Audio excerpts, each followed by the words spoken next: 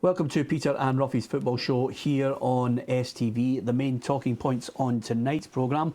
Ronnie Deila has admitted that his Celtic side hadn't progressed in the last 6 months. One of the favourites for the job, David Moyes, says he'll wait to the summer to weigh up his options. And the Rangers manager, Mark Warburton, says his side are more than capable of handling the demands of European football next season. That's just a few of the topics we'll be discussing. Alan Ruff is alongside me, Peter Martin. I'm delighted to say our bootroom guest is none other than former Celtic player and manager Neil Lennon. Neil, absolutely delighted to see you on the programme, and of course welcome back to Scotland. It's been a rough old time. I often ask myself how and at what point did you think it was a good idea to join Bolton, 150 million in the red? Not a great career move, but it was a good challenge. What I didn't realise was that the owner was going to start putting the money in to support the team and the club very soon after I joined, actually. So that was a difficult period, and then there was an embargo last year where we couldn't bring in players. But the experience, I think, will stand me in good stead. I enjoyed my time there, even though it was a very, very difficult period for the club. And since I've left, they've not really picked up at all. Like, you know, the squad just wasn't strong enough, and that was even before I went in there. Yeah, I mean, it must.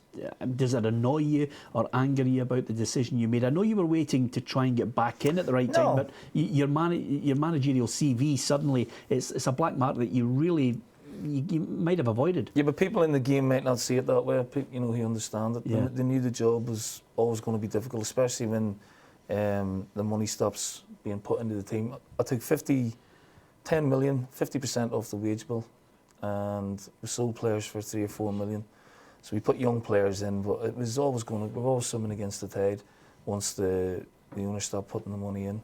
But the time was right. I had 6 months out of the game after I left Celtic, and I felt there was good potential at Bolton, but we couldn't foresee the problems that the club were going to go through, obviously. Yeah, there's a lot of I've got 1,000,001 questions for you. The first one, of course, you've already mentioned in the last 24 hours that you are interested and would be receptive to a call regarding the Celtic job in the summer. Have you had any contact? No. I mean, it's very early days, and there'll be a process, obviously, that the board will want to go through, and there'll be umpteen candidates, I'm sure, you know, interested in the job because it's a great job. So no, there's been no contact whatsoever at the minute. Yeah. What do you feel you have to offer now that makes you a better bet as a Celtic manager than when you left 2 years ago? That's a good question. I've got 18 more months experience. I know the market. I know the club, obviously, as well. I know the majority of the players because I worked under them, or they worked under me before. And there's still that real burning hunger, you know, to work again and achieve things. And you know, I'm far better for the experience of having worked at a club like Celtic, where you're used to winning things, and a club like Bolton, where you have to really get your hands dirty and manage through difficult times. So, like I say, I think I'm more rounded as an individual now than I was before. Ronnie Deila would have been on your radar as potentially your number 2 at one point. Are you surprised by the way it's all unfolded for him? Yeah, I feel for him. I think, you know, he's mentioned himself in his interview the last 6 months, the improvement has sort of stopped. And I think Sunday was a real marker for where both teams were in terms of Rangers have improved and Celtic haven't improved. So he was under a lot of pressure going into the game anyway. And they haven't really won the big games this season, which is pretty unlike Celtic. This time last year, you could definitely see they were starting to hit a bit of form and play really good football. But there's been too many poor performances for the liking of obviously the support and obviously now the board as well. Let me put it to you hypothetically. Neil Lennon gets the job, excuse me, in the summer. What do you do? What needs to be done? Well, I don't think it needs major surgery because it's going to be difficult anyway. You know, people say, oh, well, this player should go and that should happen. It doesn't happen that way. But I think they need a couple of additions. There's no question. I think they need support for Lee Griffiths in terms of someone else to weigh in with some goals. And I think they need an injection of pace in the team as well, because that was apparent on Sunday that there wasn't enough pace in the team either. But I don't think it needs major surgery for sure. Do you think the structure of it needs to change, because there's a lot been made of this ethos now of buy-in players, and hopefully 1 out of every 5 or 10 will be a big transfer fee? But it might be difficult to change that, Peter. I think with Rangers coming back, I think the Scottish game can sell itself better around the world in terms of TV rates. Obviously, the competition's going to be better, so the interest will return to maybe the way it was 4 or 5 years ago, and that can only benefit all the clubs, including Celtic, where they'll be able to attract a better calibre of player. However, that philosophy worked for quite a while when you think of the likes of Wanyama, Foster, Hooper, Van Dijk. You know, they've all come in on low money, low wages, low transfer fee, and went for big money in the end. And players get to a certain point when they're playing in Scotland where, unfortunately for Scottish football, just next door is the Premier League, which is the place where everyone wants to play because it's awash with money, and eventually players want to go and challenge themselves there. Yeah, Ronnie Dyla's agent has been quoted as saying that the expectation was just unrealistic at the club.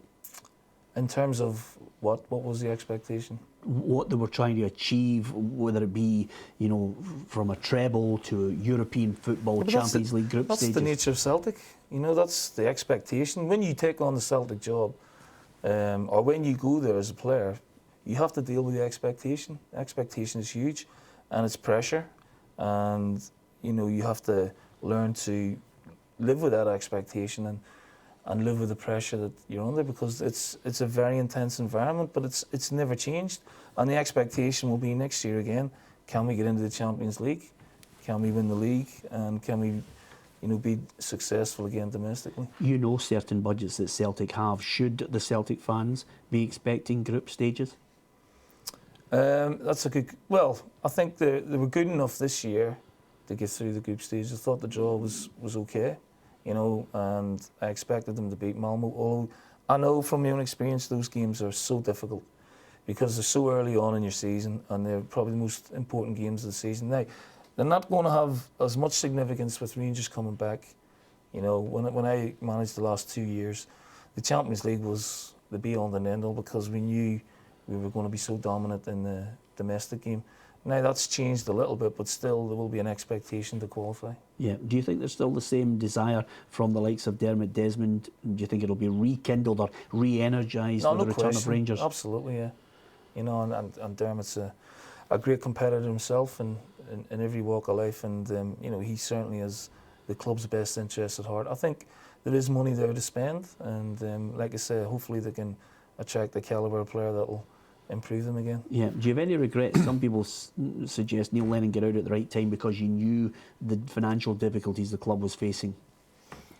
No, I mean the club wasn't in financial difficulty at the time. It was just I'd done 4 years, and I think I was, it's a long time as a Celtic manager. I know there's been other managers who've done it over a longer period. Martin did 5, Gordon did 4. I felt at 4 I was tired. I needed a bit of a break anyway, and the fact that it was difficult to hold on to our better players, and we weren't investing enough in the team to where I wanted to take it at the time as well. Yeah, lots more to talk about on this. We'll hear from Ronnie Dyla now. This is, of course, just alluding to what Neil was mentioning. Ronnie Dyla, speaking today, said that he wanted to see progress. It just didn't materialise over the last 6 months. I'm thinking about this for a little bit while because of I haven't felt that the team has get the result they should have, and maybe the most important, the performance that I wanted, and the improvement. I started when I come into this job. I talked about improving the team. I talked about playing attractive football, and I think the last 6 months we haven't had that improvement that we need. Ruffy, did you get the feeling that the pressure just became too much for him to bear? Well, I'm glad he's honest enough to say that the progress wasn't there, because for a while there, every time there was a bad result, we were led to believe that there was progress being made, and everybody could see that there wasn't any. And I have to say, Neil's touched on it briefly there, that I think the next manager really has to know something about the club and the supporters, what everything brings when you become a manager. Okay, we're going to talk more with our Bootroom guest, Neil Lennon. We'll discuss, of course, that 5-goal thriller last night at Easter Road. If the Scottish Cup final is anything like last night's 90 minutes, we are in for an absolute cracker at Hampden. Not only that, we'll discuss the player nominations for the lower leagues in Scotland. It's all coming up after this break. Welcome back to Peter and Ruffy's Football Show. Alan Ruff is alongside me. Peter Martin, our Bootroom guest, is former Celtic player, former Celtic manager Neil Lennon, who joins us on the programme. Last night, Ruffy, 3-2. It was a fantastic game. It had everything. It had your usual Jason Cummings goal against Rangers, couple of goalkeeping blunders, and another wonder goal from Barry Mackay. Yep, it was a super game from start to finish, and as you say, it had everything. I thought Hibs were tremendous. We talked about Rangers, you know, the two big games they'd had, whether it maybe pay its toll, but it never. He played near enough the same 11 that played at the weekend there, but they just couldn't come up with the goods this time. But all credit to Hibs for fighting and getting the win. Has it come as a surprise to you, Neil, what Alan's achieved there at Hibs, and he's still got a big month ahead? He's had a great season, you know, 2 cup finals, big one to look forward to at the end of the season. No, I mean, I fancied Hibs to run Rangers close, but Rangers have been very consistent this year, and they had a wee bit of a wobble, you know, for 5 or 6 games, but they seem to have got back on track, and that was a huge win for him last night. So he's very composed, you know, and his team play a nice style of football as well. So very pleased for him, obviously. Yeah. What's the perception down south with regards to Mark Warburton? Because, you know, I've been impressed with him, the way he conducts himself as Rangers manager. He wants to play a certain style, which again is very easy on the eye and well received by the Rangers supporters. I mean, he had, you know, a good pedigree down there, what he achieved at Brentford. Yeah, I mean, it was a big surprise when he left Brentford, and Brentford made the decision sort of with 4 or 5 games to go of the season, and there was a lot of eyebrows raised. He's done a great job at Brentford, and he's totally transformed Rangers from what they were to, you know, they look a good outfit, they're slick, everyone's brave on the ball, comfortable, technical, good players, total transformation, and he's done it winning games as well. So I think the Rangers fans they've got to be delighted with what he's achieved so far. Yeah, in this forthcoming season, he's obviously keen to get money to strengthen this side. Could it be down to the strength of spending, or will it be down to a manager's tactical nous? It'll be both. I do think Rangers will need investment. I think Mark's made that pretty clear. And the fact he left 5 subs, he had 5 subs on the bench, was a message obviously to upstairs to say, look, come on, if we're going to achieve anything next year, we're going to have to, you know, find some money from somewhere. The other thing is he's got a good network down there. You know, his contacts are good. You know, Frank McPartlin's in there with him now, and they've recruited very well. You know, some of the players they've brought in have certainly improved Rangers, and again, he's looking to make that step up with a more quality of player, superior player for next season. Yeah, it always helps when you've got somebody like Barry Mackay, who's had just a week to remember. What a goal last night. Yeah, it's amazing, Peter, that young lad was out on loan to a couple of clubs before they brought him back in, and he's been given his chance, and he's grabbed it, and the 2 goals that he scored, as you said, they were absolutely stunning the other night there. But yeah, I think he's definitely one for the future. Yeah. What do you make of Aberdeen and Hearts in this equation now, Neil? Because suddenly next season could be a really competitive division. Yeah, I mean, it's been competitive this year. You know, Aberdeen have, again, they've had some chances to close the gap, not really taking them, but I mean, they've had 21, 22 wins this season. You know, that's really good consistency.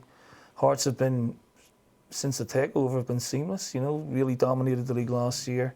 They're up there in the top 3 again, and with Rangers coming into the equation now, you know, parity almost seems to be restored in Scottish football, which will make it very interesting watching again. Do you think it's going to be good times ahead? I do, yeah. I think we've been in the doldrums for a few years, and I think, you know, the juices are flowing again, and I think everyone got a taste of what it could be on Sunday, you know, with the semi-final.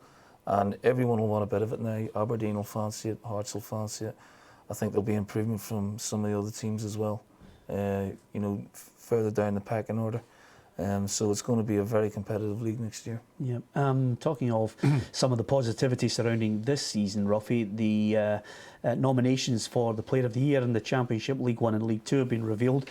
Give us your thoughts on the Championship.